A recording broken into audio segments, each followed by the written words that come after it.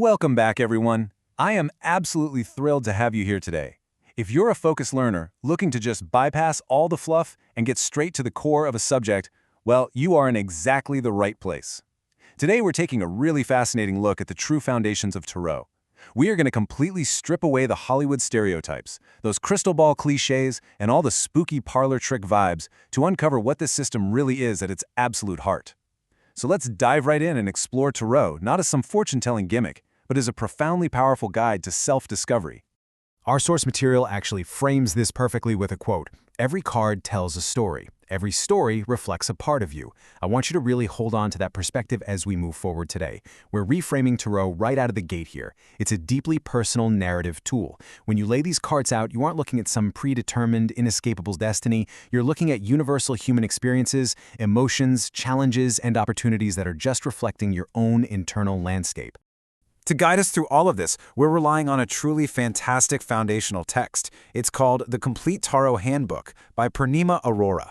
This acts as a highly practical, comprehensive guide to understanding, interpreting, and reading the 78 tarot cards. It's basically designed to take someone from being a complete beginner to a totally confident reader, and it focuses heavily on intuition, inner wisdom, and personal transformation. So here is our roadmap for today's explainer. 1. What is tarot, really? 2. A mirror of the soul. 3. A brief history of tarot. And 4. Busting common tarot myths. Let's jump straight into Section 1. What is tarot, really? Let's get a solid baseline definition. At its core, Tarot is an ancient system of wisdom that utilizes 78 symbolic cards to provide insight, clarity, and guidance. Now, the word itself is actually super fascinating. Our source notes that it's believed to have originated from the Italian word tarocchi, which just translates to cards. But there's also this really intriguing theory that it stems from Egyptian roots, combining the word tar, meaning royal, and ro, meaning way. So you can kind of think of Tarot as the royal path of life. It's a symbolic language that completely bypasses our pure rational logic and speaks directly to our subconscious minds. And the number 78 is absolutely crucial here. The structure of a traditional tarot deck is incredibly concrete and intentional. It consists of exactly 78 cards. This isn't just some arbitrary stack of pictures. It's a meticulously organized system. Those 78 cards are divided into two main sections. First, you have the Major Arcana, which consists of 22 cards. These represent the really big picture, the full spectrum of the human experience, our major spiritual journeys, and those massive life lessons. Then you have the Minor Arcana, which makes up the remaining 56 cards. These deal more with everyday life and the smaller, supporting details of our journey. Put them together, and they create a completely holistic visual map. Moving on to Section 2, a mirror of the soul. We're shifting focus to internal reflection here. Tarot is a mirror of the soul and a map of the journey. This quote represents a massive paradigm shift. If you approach Tarot expecting it to hand you some fixed, rigid script of your life, you are totally missing its true power. Instead of fatalism, Tarot offers empowerment. It reflects the energies, the patterns, and the choices that are currently available to you in this exact present moment. So, the absolutely crucial takeaway is this: Tarot does not control your destiny, and it doesn't make decisions for you. The future is not fixed. I literally cannot emphasize this enough, as it's the biggest hurdle for new learners. Your future is continuously being shaped by your actions, your intentions, and your free will. Tarot simply illuminates the path so you can move forward with much greater awareness and confidence. It's an empowerment tool, guys, not a crystal ball. Ultimately, Tarot is a conversation. Think of it as a dynamic dialogue between you, your higher self, and the universe. The cards act as this beautiful visual bridge connecting you with your own intuition and inner wisdom.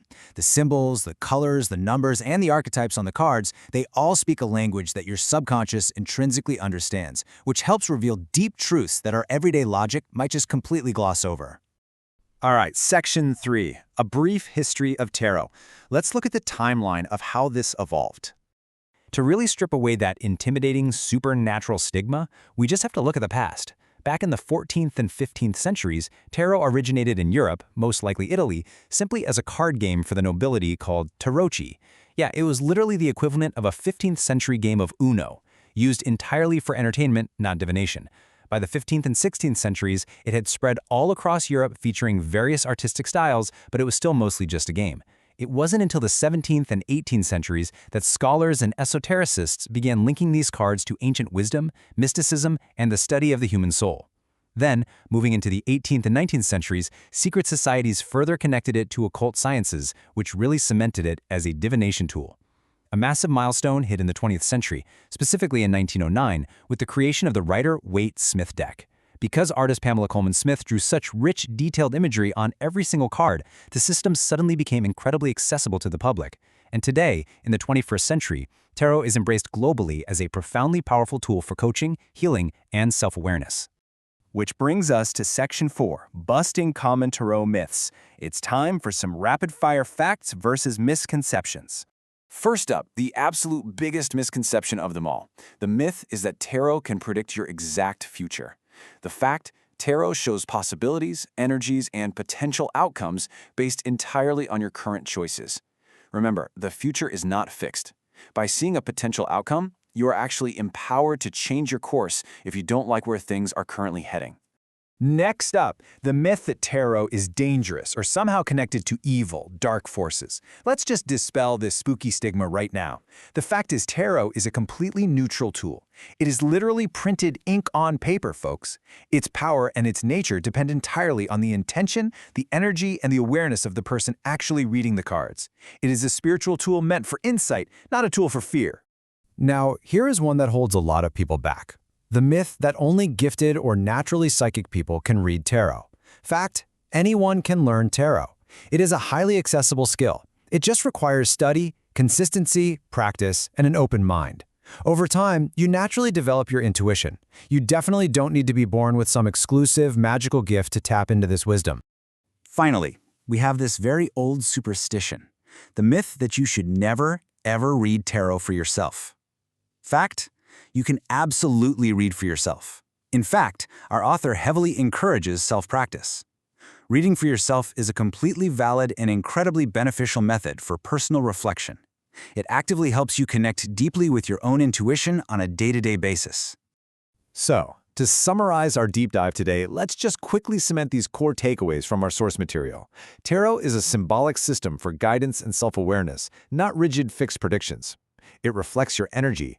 Absolutely anyone can learn it with a bit of respect and practice. And most importantly, it empowers you to make conscious, better decisions in your life.